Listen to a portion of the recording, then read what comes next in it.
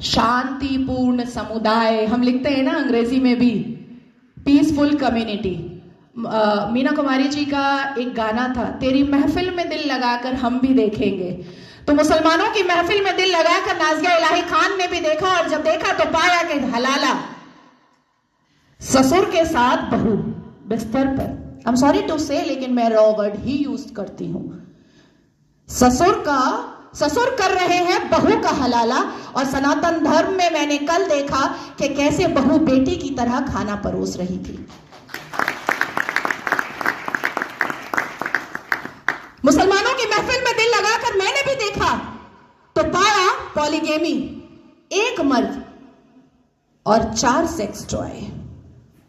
और अनुमति तो 11 की, कि 11 महिलाओं को एक बिस्तर पर लेकर के आराम से अपने सेक्सुअल डिजायर्स को पूरा करो। ना पिता कुछ बोलेगा, ना मां कुछ बोलेगी, ना परिवार कुछ बोलेगा, और ना ही इस्लाम के मानने वाले, इस्लाम के ठेकेदार कुछ बोलेंगे।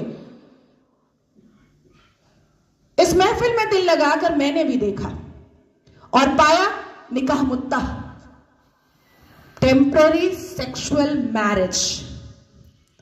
कुछ समय के लिए एक शादी में गई, एक आयोजन में गई, कोई लड़की मुसलमान बेटी, और वहां पर किसी शादीशुदा अधेड़ मर्द को एक चहचहाती हुई, एक उछलती कूदती हुई मुसलमान बेटी पसंद आ गई, और कह दिया अब्बा जान को कि ये लो 5 लाख रुपए और 1 हफ्ते के लिए अपनी बेटी दे देना।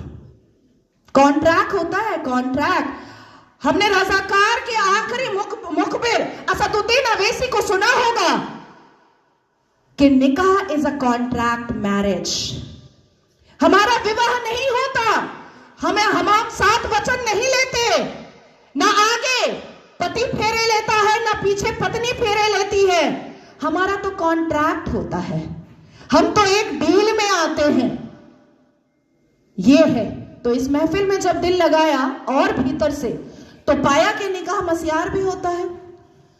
निकाह मस्यार कैसा होता है कि 1 लाख रुपए पर 1 महीना लड़की रहेगी, और सुबह किस वक्त कौन सा सूरज निकलेगा और शौहर छोड़ करके भाग जाएगा, पलटकर पूछना नहीं है, क्योंकि मस्यार निकाह में है कि तुम कहां भागे हो ये जानना नहीं है।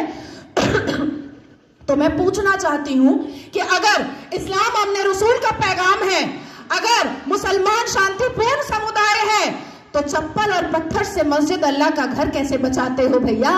कैसे?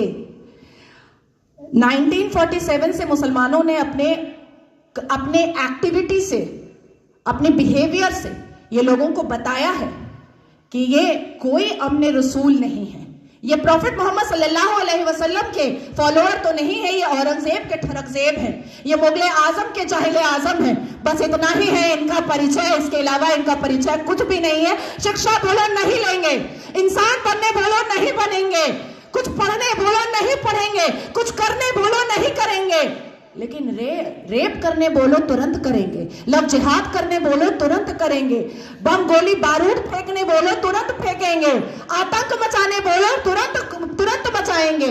आखिर क्या है इस समुदाय में, जो एक समुदाय पूरे दुनिया के सारे धर्म वालों को परेशान करके रखा है? आखिर क्या है राज?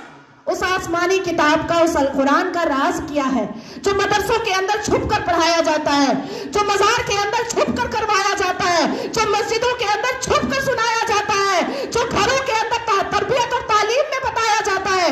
क्या है उसका राज? क्यों कहते हैं मुसलमान घर में अंदर ही, जब बेटी छोटी सी होती है और बच्चा छोटा सा होता है, प्रसाद नहीं खाना हराम है, आप ही चले जाते हैं सवैयां खाने। हमें बताया जाता है प्रसाद नहीं खाना हराम है, हमें बताया जाता है मंदिर के सामने खड़े नहीं होना, अल्लाह नाराज हो जाएगा, हमें बताया जाता है कि हिंदुओं के घर का पानी ना पीना, अल्लाह नाराज हो जाएगा, हमें बताया जाता है कि अपने जीवन साथी के लिए हिंदुओं को कभी मत चुनना, नहीं तो घर से, परिवार से बेदखल कर दी जाओगी। क्या है राज? उस राज को खोलना चाहिए। मैं जानती हूं कि सनातन धर्म के लोग जिस हिसाब से अपने रामायण, महाभारत, श्रीमद् भगवद गीता को पढ़ते हैं, उनके अंदर शांति होती है, उनके अंदर इंसानियत होती है, उनके अंदर माफी की तलबगारी होती है, मैं जानती हूं। लेकिन जिस गली जाना नहीं है उसका पता पूछना पड़ेगा। अपनी बेटियों को समझाना पड़ेगा कि कोई अब्दुल अच्छा नहीं है।